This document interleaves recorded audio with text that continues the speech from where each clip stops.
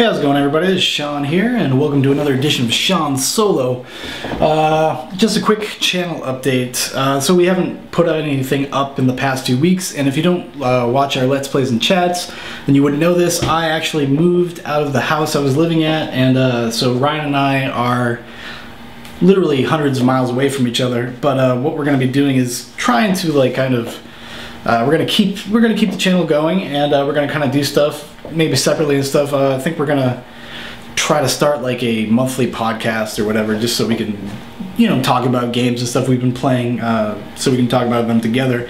But other than that, I'm gonna be basically the main thing on the channel for a little while until we kind of figure out some more of those like technical issues and whatnot. Yeah, so you're gonna see a lot more of Shaun solos, probably some Let's Play type stuff for me, kind of what I was doing on my own when Ryan and I weren't collectively kind of reviewing games. I just moved in, so I'm kind of getting settled in and stuff like that, and I haven't had a chance to set up my green screen and all that stuff, so that stuff will be coming. It'll probably get relatively back to normal by the end of the summer. But until then, I'm just gonna kind of update the channel in more probably vlog fashion, more like Shaun Solo type stuff, and yeah, so that's kind of where we stand with that, as far as just general channel business updates and stuff like that. But the reason why I'm making this video, as you can see in the title, is I played the Mass Effect 3 extended cut ending, the free DLC that came out yesterday actually, and I just kind of wanted to give my thoughts on it. But before I do that, I'm going to preface it by just kind of talking about how I felt about just the ending in general and all that controversy that happened a few months ago. The way I felt about it was, in general, especially after having some time apart from it and like thinking about it, was that I didn't like the ending.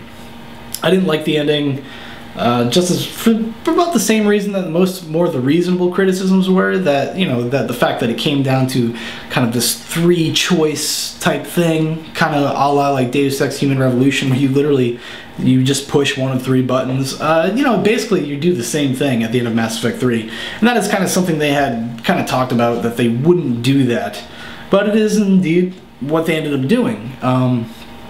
So on a just purely gameplay, like mechanical function, like that's disappointing, especially up to that point where you feel like you have so much control over actually what is happening, and the decisions that you make like dictate what happens later on in the game. And at the end of the game, it all kind of comes up to this thing where that stuff doesn't really matter, and you're given just a few choices. So as a gameplay function, that sucked, because it didn't kind of live up to what the game had been doing prior to that, and also just the myriad of plot holes, the Star Child, Deus Ex Machina like type of scenario where they kind of just throw this thing at the end that's like, oh, here's the explanation. Like a lot of people, I guess, like, you know, the whole petition to change the ending, and like, you know, people bringing up like cases with the Better Business Bureau about how they felt like they were lied to in the marketing of the game, to be honest, I feel is pretty fucking ridiculous.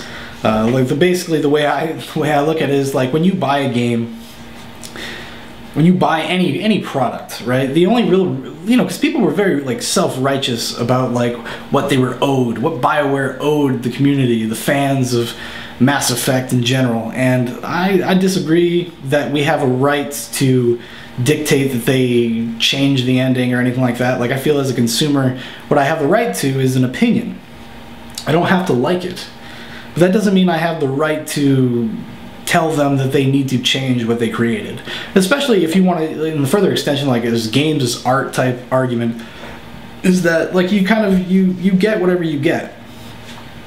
And you kind of just, like, some things don't end well, like some things just suck, and you kind of just have to accept that and move on.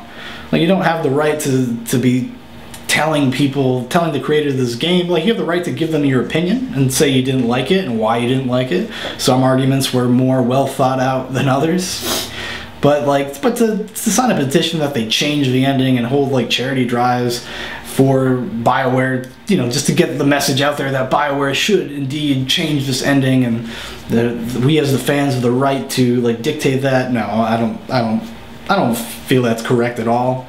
Like I said, you have a right to opinion.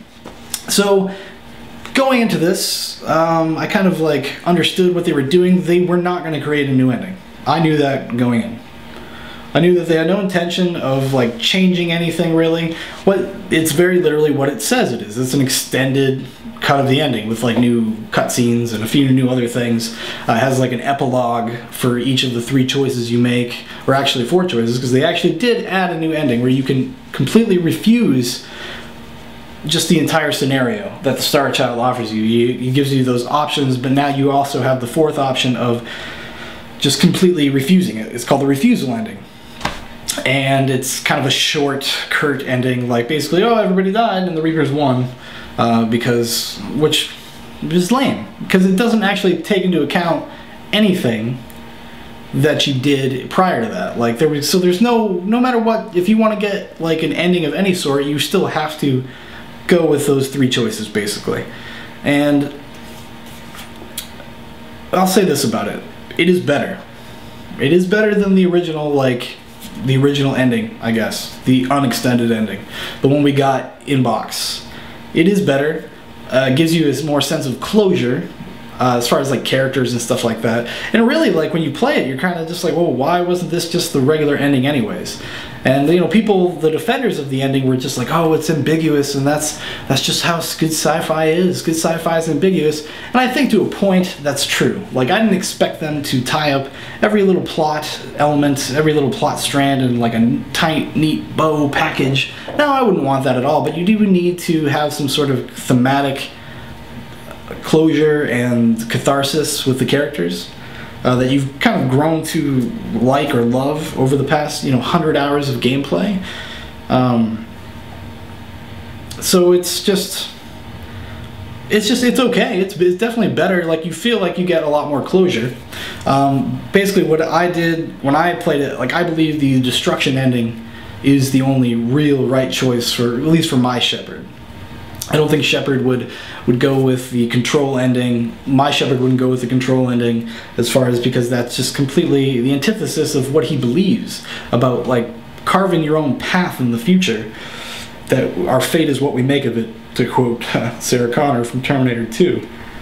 Nothing is, because if you choose like control or even synthesis, it's a little bit fatalistic. You're condemning the world to your opinion. You're condemning, oh, actually not the world, the universe. Condemning the universe to something that, like, the universe isn't collectively, like, involved in making a decision. It all comes down to you. And I get that to a certain point. Like, you have to do something like that, I suppose. But, like, at the end of the day, it's not going to make anybody happy that didn't already had problems with the ending, because the things they addressed were not the problems that I think the reasonable critics, people that weren't just fucking being frothing at the mouth fanboys had, because it was, like I said before, it was an issue of like function more than plot, as far as like the way the way you had to make a decision at the end, basically being like the 3-button scenario, is really what a lot of people had problems with. And not only that, but the myriad of plot holes that were left wide open, I wasn't even totally concerned with the plot holes. I think, like, if the extended cut ending was just the ending that they put in the box with the game when you bought it, I don't think people would have been as upset, because you get closure. You get full closure with the characters, and but it's still like slightly ambiguous and mysterious as far as like what's going on in the future, what's going to happen, and that's that's fine. The only way to really like address like the ending, as far as like making the critics happy, the people that were critical of the original ending, would have been to they would have had to ostensibly like recreate the last third of the game and make it like so it was kind of like splintering paths, rather than just so you almost like 3 entirely different scenarios for the ending would have been the only way to really address that. And those things would have been based on the decisions you had made in the previous 2 games. They didn't do that, and they had no way of doing it, really. And some people were saying that, like, oh, this must have been their plan all along, was to release this extended cut DLC and blah blah blah, and I don't think that's true. I don't think that's true at all, like, because the new extended ending is so reactionary to some of, like, the nitpicky things people were talking about. The nitpicky, like, type of elements, like, about, you know, why did they leave on the Normandy? Like they wouldn't abandon Shepard, and what happens to all these characters when they're on this planet, marooned on this planet? Like, you know, it looked like they were marooned. The extended cut, they're not actually marooned there. They just land there, and then they're able to take off and go do whatever. And then each of them has, like, a corresponding epilogue that just kind of lays things out, basically, like, what happens in the future. Depending on which ending you picked, I think you're going to be able to import, like, if they do any extended universe Mass Effect stuff, like, you'll probably be able to import your save just so, like, it's in line with what you chose to happen. I'd be interested to see what the refusal extension would be, to be honest. I might go back and just pick that just to, so you can kind of get a sense of what happens, because that's the most dour. It's basically the bad ending, which I thought was really misguided and not fair at all. But yeah, that's kind of my general opinion on it. Like, it was okay. I mean, I wouldn't say you have to run out and play it. There's plenty of links on YouTube, or plenty of videos on YouTube rather, that you can go find that information, go watch the endings, because it's not really worth playing the game for 3 hours to get these things. It's really not.